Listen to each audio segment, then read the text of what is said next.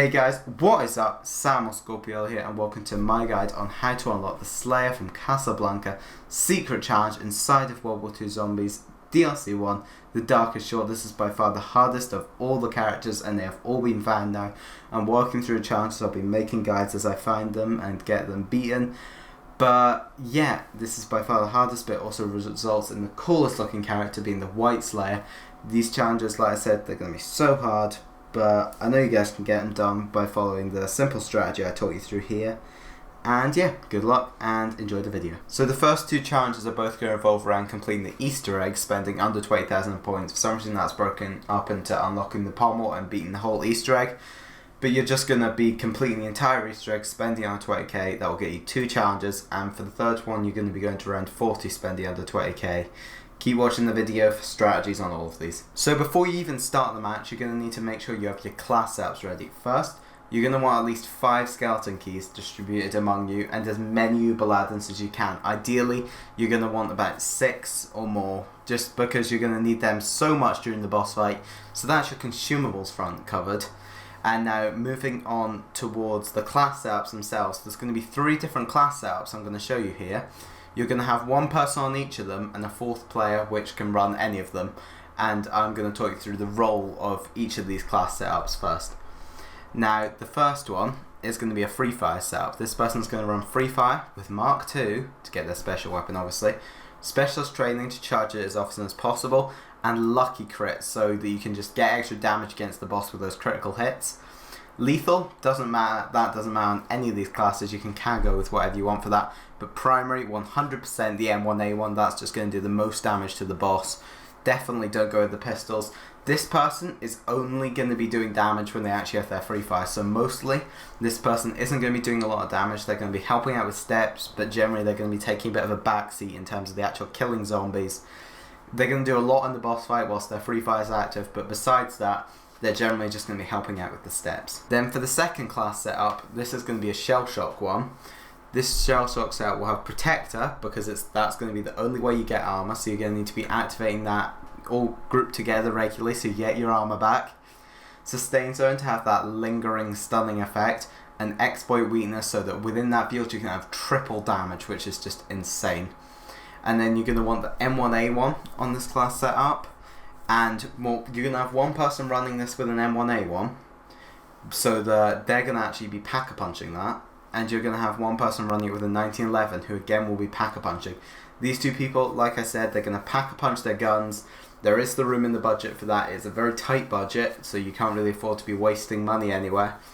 But yeah, then the 4th player can pick either of those two. I mean, they're basically going to run that shell shock setup, but they can run either the M1A1 or 19 or any starting weapon, because this person will not be pack-a-punching. This person will be buying the rip saw and doing all the Easter egg steps to do with the rip saw. So they need to know all those steps like the back of their hand. They need to be very comfortable with that.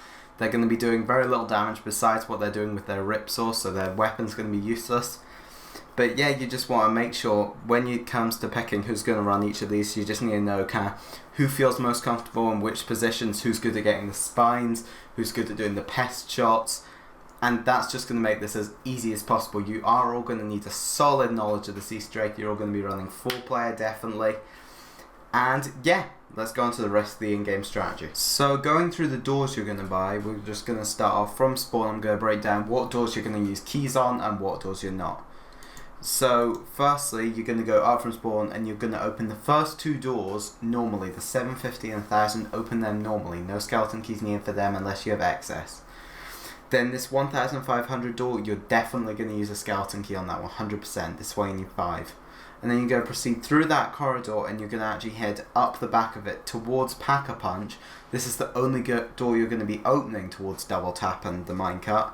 And yeah, it's going to be this 1250 door, and you're going to use a skeleton key on it.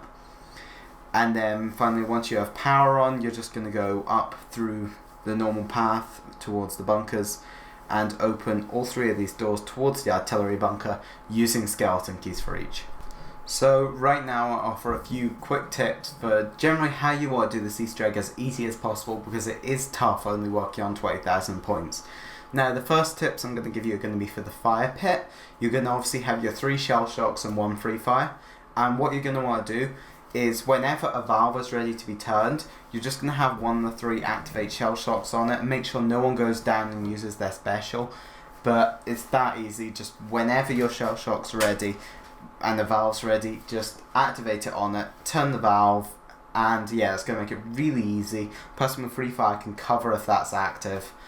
And so yeah, that's all you have to do for that, and that's how you can get through the fire pit as easy as possible. The next step that can cause a little bit of difficulty is the whistling path. Now I want to show you the path that I would use for this. This gameplay I'm actually showing isn't specifically from my run, I just want to generally talk you through the path of it. So obviously going out of the U-boat pen, you're just going to head up the route we opened earlier towards the Pack-a-Punch and get double tap that way, and then just double back and then go up as you would normally towards the bunkers, where you will then grab the melee perk, then back down to sprint, and then all the way back down the normal way to quick revive. The only variation there is double tap. It just means that you have to go all the way up there and then you have to go all the way back down. So it is a little bit time consuming, but it's definitely the best way that you can conserve some points doing that. So a couple more quick tips, this time for the pommel rituals. These are also going to be really easy. You just want to make sure you're going in there with all 4 of you having your specials charged. You're going to be cycling out your shell shocks as often as you can to make sure they are consistently active, getting your armor back, getting that triple damage all the time. Person with free fire, just go ham, just shoot at everything. You know, whistlings in the spine, pests in the head, and muclers just in general hit them. And that's the best way to do this. You just need to make sure you're using your specials really effectively, and you will get this without a problem. So the final point that you will need to get through to get these 2 challenges unlocked is the boss fight.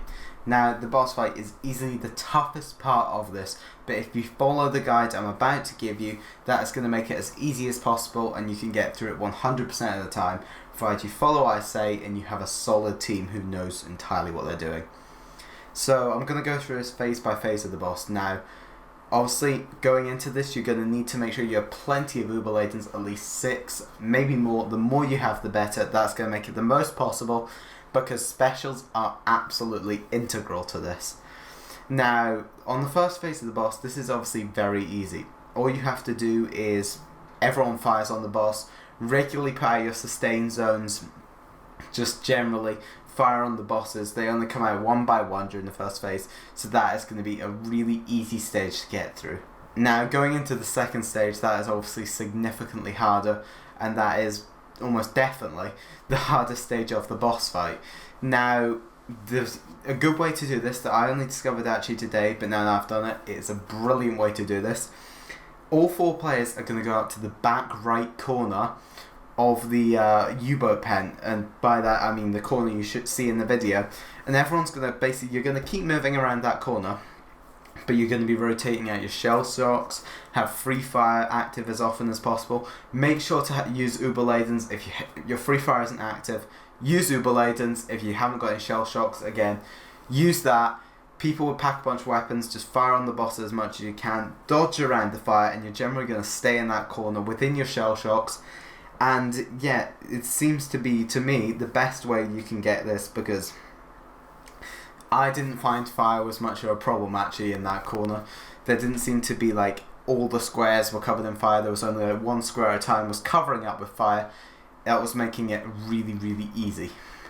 Now in the third stage, again, there is a specific way of doing this. Stay in the part of like where you first come out in the minecart in the double tap area.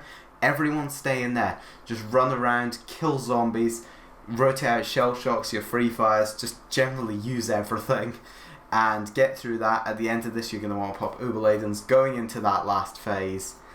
And the last phase is actually really easy. Even though all 4 come at the same time, if you just put sustain zones down, use your free fires, use your packed guns, these guys die super quick. These ones have far less health than they do in the rest of the fight. Just generally be charging into them and you will get this challenge complete. Now the person with the Ripsaw, very good note here, they just constantly keep charging into these guys. When they get back up, charge into them, it'll knock them down. Meanwhile everyone else can be shooting at them, and that's generally the best thing the person with a ripsaw can be doing to help you get through this fight. And once you've done that, you're going to have, obviously, one of your challenges will pop during the pommel, and one will have popped there, and you'll have 2 challenges unlocked. It's worth knowing that it's currently unknown whether you can go down or whether you can, as far as I'm aware, you cannot drop points, so do not do that. Downs may or may not affect it, so make sure keeping account of your points, and if you're consistently not getting it, then it's probably to do with downs. We didn't go down actually at all during ours. We went down once right at the start though, but we only lost like 50 points because of that. So yeah, you lose 10% of your points when you go down, so if you're not getting this, chances are it's because of that. So for the third and final challenge, it's all going to be about meleeing. Well, it's not specific to meleeing, but it's definitely the way you're going to do this. It's basically you're going to go round 40 spending under 10k. That's if you do it solo, so I would highly recommend solo. That's the only way I've seen people actually manage it. It may be possible multiple people, but that's the only way I've seen it done. But yeah, the class setup you're going to run is going to be frontline, with specialist training to get as often as possible, resourceful to get more drops, and determination to get your armor back, because obviously you can't buy that. Basically, you're only going to buy the doors you need to get to the ripsaw pieces. You're going to build that, you're not going to upgrade it, because the unupgraded ripsaw is an infinite one-hit melee, and you're just going to have to be whacking with that for 40 rounds. You can train wherever your preference is. Primary doesn't really matter on this, lethals again doesn't matter, but I'd recommend C4 as basically always I would. But yeah, you can train, I mean, U-boat or kind of a whole map train. Probably U-boat, honestly, is the best way to do this. You just have to kind of melee them. The zombies are going to infinitely melee, and the muclers you're just going to run away from. Bombers are going to infinitely melee, and wustlings infinite melee to the back, infinite 3-hit to the front. And yeah, it really is as simple as that. Just train around meleeing. This will probably take a couple of attempts because it is a little bit on the tricky side, but I know you guys can get it. So with that, guys, that's going to wrap up my guide on how to unlock one of the coolest characters inside of World War II Zombies, the Slayer from Casablanca. Hope you guys have enjoyed it and it's helped you out. If you have, make sure to leave a like to show your support. Leave a comment down below to let me know when you have got this character unlocked. If you need any advice on how to get some of these challenges done best and how I did it, then make sure to let me know in the comments below. And yeah, subscribe for more videos like this. I'll see you on more videos. Bye!